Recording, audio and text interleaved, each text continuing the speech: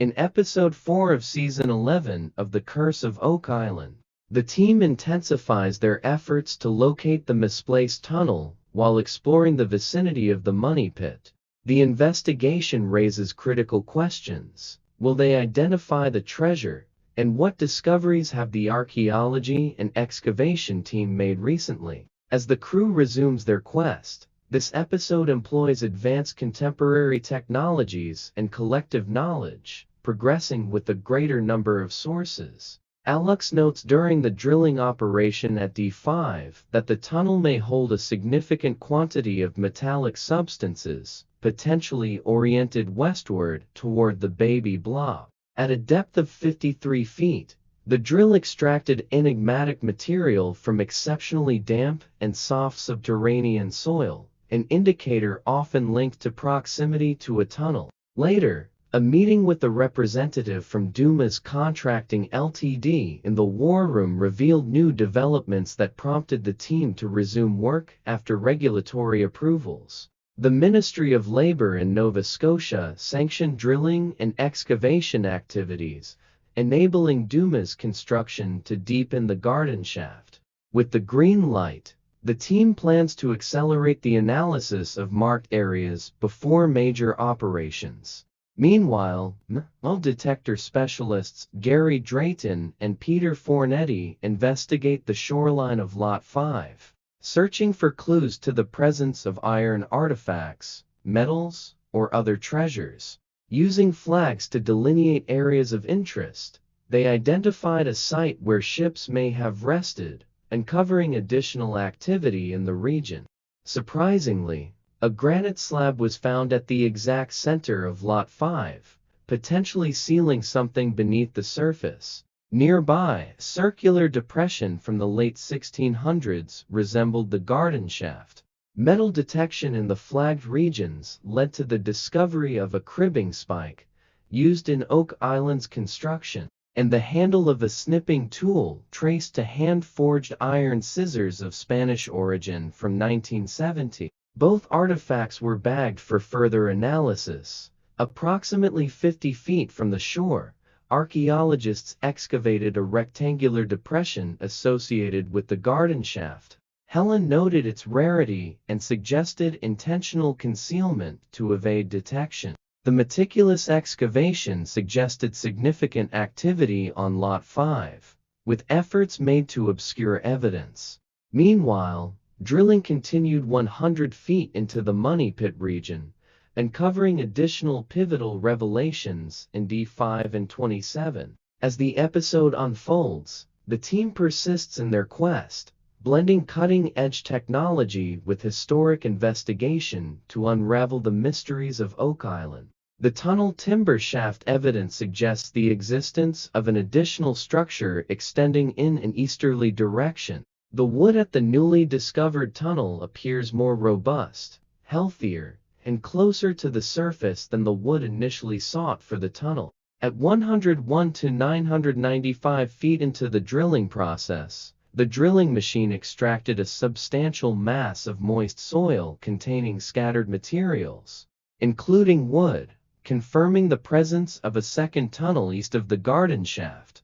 Although the team made additional discoveries, their borrowed time expired, and it was now the turn of Dumas Contracting Company and Irving Contracting Ltd. to contribute their considerable efforts.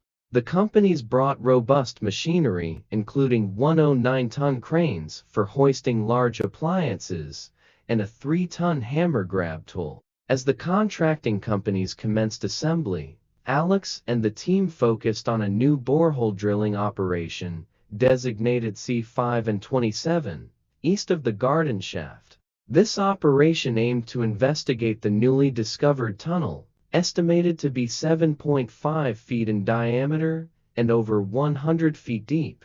Another objective of the C5 and 27 drilling was to facilitate constructing a more robust conduit beneath the garden shaft, as desired by the Oak Island team. The team worked swiftly to drill the borehole due to time constraints and safety restrictions limiting observation and analysis in certain site areas.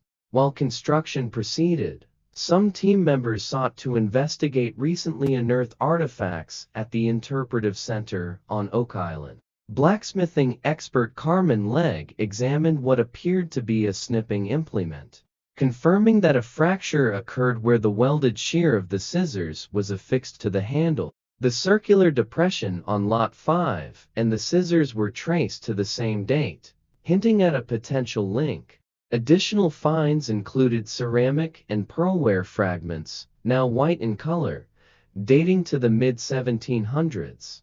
Helen theorized that a portion of the creamware once belonged to a porcelain teapot, consistent with historical evidence of the era. However, the burial of these ceramics before Oak Island's unveiling further complicated efforts to trace their provenance. In 1762, shortly after Oak Island's discovery, Charles Morris partitioned it into 4-acre plots to facilitate exploration. However, evidence suggests the rectangular depression predates the island's segmentation and the discovery of the money pit. By the afternoon, the eastern borehole, C5 and 27, had penetrated several feet beneath the surface. At a depth of 93 feet, the drilling crew anticipated another discovery, but were constrained by time. Before time ran out, an extraordinary event occurred. The rare decrease to 104 indicated extremely fragile and disturbed soil. At 111 feet, the crew unearthed a wood-filled core. The lower portion of the wood was in excellent condition, with irregular patterns suggesting it had been fashioned by hand.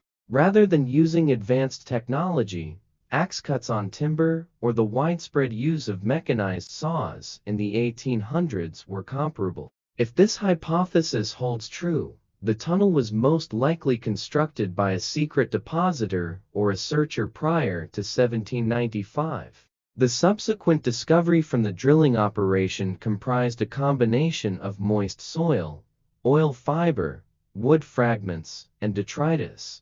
Terry hypothesizes that the smoother and more stable timber beam belonged to the tunnel's roof, whereas the lower, murkier, and softer fibers were used for the tunnel's floor. Dumas Contracting Limited will soon begin work around the garden shaft, starting with the dewatering operation and subsequently expanding the borehole by an additional 20 feet. Much further exploration is expected throughout the drilling and construction processes. The episode concludes on a melancholy note, as time constraints prevented further discoveries. However, the results obtained from the C5 and 27 borehole drilling, along with findings from the metal detector team and archaeologists, will undoubtedly prove valuable to the mining and construction company as the project progresses. Make sure to subscribe to the channel and give the video a like.